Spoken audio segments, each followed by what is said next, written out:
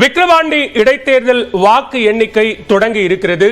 சரியாக 8 மணிக்கு முதலில் தபால் வாக்குகள் எண்ணக்கூடிய பணிகள் என்பது தொடங்கி இருக்கிறது. மிகவும் எதிர்பார்க்கப்பட்ட விக்கிரவாண்டி தொகுதியினுடைய இடைத்தேர்தல் முடிவுகள் இன்றைக்கு அறிவிக்கப்பட இருக்கிறது. 7 மாநிலங்களில் 13 சட்டமன்ற தொகுதிகளில் நடைபெற்ற இடைத்தேர்தல் முடிவுகள் இன்றைக்கு வாக்குகள் எண்ணப்பட்டு முடிவுகள் அறிவிக்கப்பட இருக்கக்கூடிய நிலையில் விக்கிரவாண்டி சட்டமன்ற தொகுதியினுடைய இடைத்தேர்தல் முடிவுகளை உடனுக்குடனாக துல்லியமாக வழங்குவதற்கான அனைத்து ஏற்பாடுகளையும் நியூஸ் 18 தமிழ்நாடு செய்திருக்கிறது. அந்த வகையில் விக்கிரவாண்டி இடைத்தேர்தலில் பதிவான தபால் வாக்குகள் எண்ணக்கூடிய பணிகள் என்பது தற்போது தொடங்கி இருக்கிறது. பனையபுரம் வாக்கு எண்ணிக்கை மையத்திலிருந்து நாம் நேரலை காட்சிகளை பார்த்துக் கொண்டிருக்கிறோம். முதலில் 798 தபால் வாக்குகள் எண்ணப்பட்டு வருகின்றன. விக்கிரவாண்டி சட்டமன்ற தொகுதியை பொறுத்தவரைக்கும் 20 சுற்றுகளாக மொத்தம் வாக்குகள் எண்ணப்பட இருக்கின்றன. அந்த அடிப்படையில் முதலில் தபால் வாக்குகள் எண்ணப்படுகின்றன. தபால் வாக்குகள் எண்ணக்கூடிய பணிகள் என்பது தொடங்கி இருக்கிறது. 798 தபால் வாக்குகள் பதிவாக இருக்கக்கூடிய நிலையில் அதை எண்ணக்கூடிய பணிகள் என்பது தொடங்கி இருக்கிறது. பனையபுரம் வாக்கு எண்ணிக்கை மையத்திலிருந்து நேரலை காட்சிகளை நாம் பார்த்துக் கொண்டிருக்கிறோம். களத்திலிருந்து எமது செய்தியாளர்கள் உடனுக்குடனான துல்லியமான தகவல்களை தர காத்திருக்கிறார்கள். அதே போன்று அரங்கிலிருந்தும்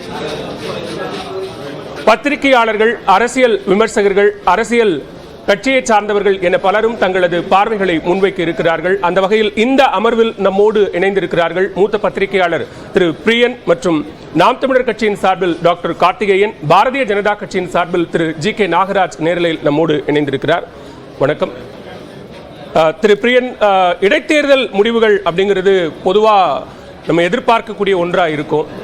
இந்த முறை விக்கிரவாண்டி ரொம்ப ஒரு கூடுதல் எதிர்பார்ப்புக்கு உள்ளாகி இருக்கிறது. வாக்கு எண்ணிக்கை தொடங்கி இருக்கிறது. முதல்ல தபால் வாக்குகள் எண்ணக்கூடிய பணிகள் நடைபெற்றுக் கொண்டிருக்கிறது. எப்படி இந்த தேர்தல் கடந்து வந்த பாதை எப்படி அப்சர்வேஷன் இருக்கு?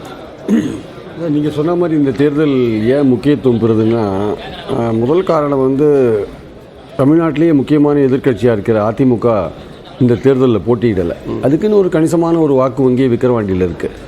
அந்த வாக்கு வங்கி எப்படி டிஸ்ட்ரிபியூட் ஆகும் மற்ற கட்சிகளுக்கு அப்படின்றது ஒரு முக்கியமான கேள்வியாக இருக்குது. அடுத்து 2026 தேர்தலை நோக்கி போகும்போது, சட்டமன்ற தேர்தலை நோக்கி போகும்போது அங்கே பாமக தன்னுடைய செல்வாக்கு எந்த அளவுக்கு இருக்குதுன்னு பரிசோதித்து பார்க்குற இன்னொரு தேர்தலாக இருக்குது. இன்னொரு பக்கம் பார்த்திங்கன்னா சமூக நீதி போன்ற விஷயங்கள், இடஒதுக்கீடு போன்ற விஷயங்கள், இதெல்லாம் மக்கள்கிட்ட கொண்டு போகிறதுக்கான ஒரு வாய்ப்பாக பாமக அதை கையில் எடுத்ததை நம்ம பார்த்தோம்.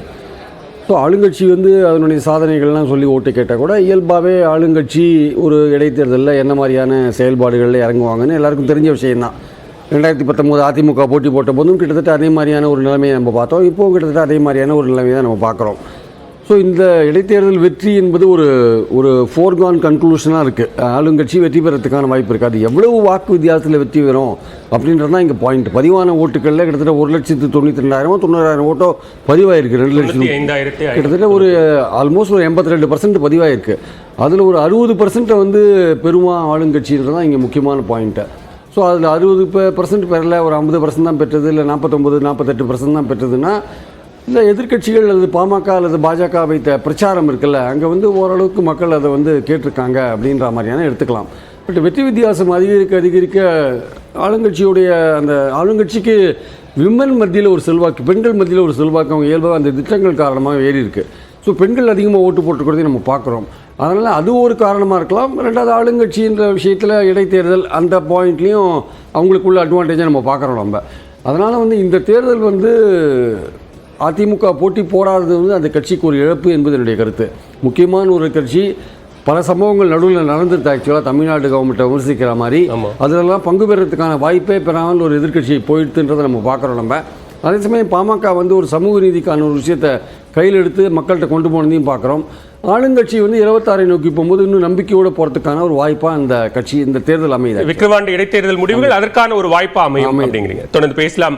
தற்போது தபால் வாக்குகள் எண்ணக்கூடிய பணிகள் நடைபெற்று வருகின்றன. விக்கிரவாண்டி சட்டமன்ற இடைத்தேர்தலில் பதிவான 798 தபால் வாக்குகள் முதலில் எண்ணப்பட்டு வருகின்றன. தொடர்ந்து 20 சுற்றுகளாக அங்கு வாக்குகள் என்பது எண்ணப்பட இருக்கிறது. மொத்தம் 29 வேட்பாளர்கள் களத்தில் இருந்தார்கள்.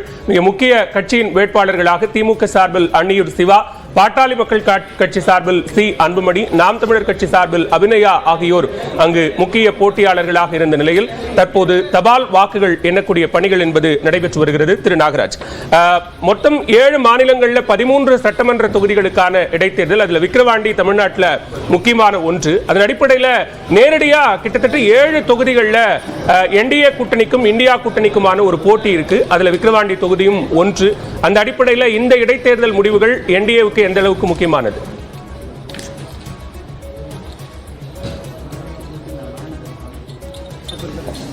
அனைவருக்கும் வணக்கம். இந்த இடைத்தேர்தலை பொறுத்த வரைக்கும் ஆளுங்கட்சிக்கான இடைத்தேர்தல் என்றுதான் சொல்லணும். ஏன்னா பதிவாகி இருக்கின்ற வாக்கு சதவீதம் கடந்த 2021 என்ன வாக்கு பதிவு சதவீதம் பதிவாகி இருந்ததோ 82.53 2021 இப்போ இடைத்தேர்தலில் 82.48 சதவீதம் வாக்குகள் பதிவாகி ஏறக்குறைய வாக்கு சதவீதத்தில் பெரிய மாற்றங்கள் இல்லை.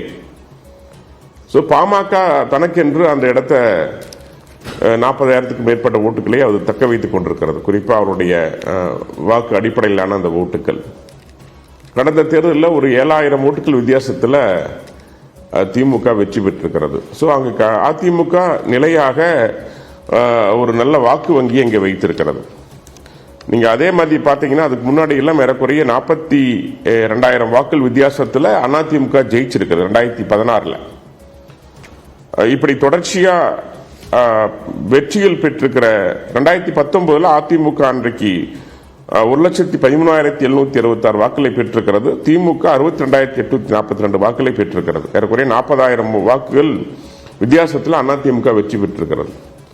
இந்த மாதிரி சூழ்நிலையில் அதிமுக இந்த தேர்தலை புறக்கணித்திருப்பது என்பது பல்வேறு காரணங்கள் அவங்க சொல்லியிருக்காங்க. ஒன்று, நாங்கள் சட்ட ஒழுங்கு பிரச்சனை. இன்னொன்று, இந்த இடைத்தேர்தல் எல்லா வகையான ஜனநாயக படுகொலை நடக்கும், ஈரோட்டை போல நடந்தது, அங்கேயே நடக்கும் அப்படின்னாங்க. அதுதான் நடந்திருக்கு. நீங்க அதில் ஒன்றும் பெரிய மாற்றத்தை பார்க்க முடியல.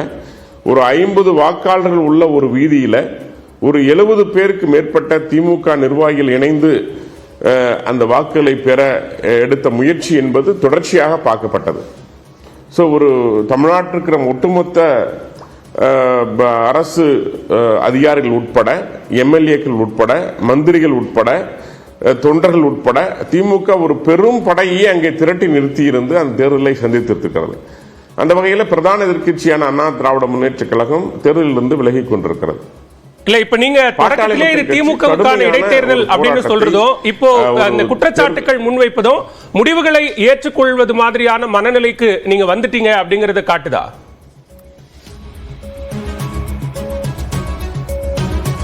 இல்ல, நீங்க முடிவுகள் ஏற்றுக்கொண்டுதான் ஆகணும். எதுவா இருந்தாலும் மனநிலை வர்றதுங்கிறத விட ஏற்றுக்கொண்டுதான் ஆகணும். பட் முடிவுகள் எப்படி இருக்கும் அப்படிங்கறத நான் ஒரு ப்ரெடிக்ஷன் கொடுத்துட்டு இருக்கேன். ஒருவேளை வாக்காளர்கள் கோவையில் எங்களுக்கு 4.5 லட்சம் வாக்குகள் ஒரு பைசா கூட பணம் பெறாமல் எங்களுடைய தன்மானத்தோடு வாக்களித்தார்கள் பாரதிய ஜனதா கட்சிக்கு என்ற நிலை விக்கிரவாண்டியிலும் இருந்திருந்தால் அந்த மிகப்பெரிய மாற்றங்கள் அங்கே உருவாக வாய்ப்பு இருக்கிறது. ஏனென்றால் அதற்கான சாத்தியக்கூறு அதிகம்.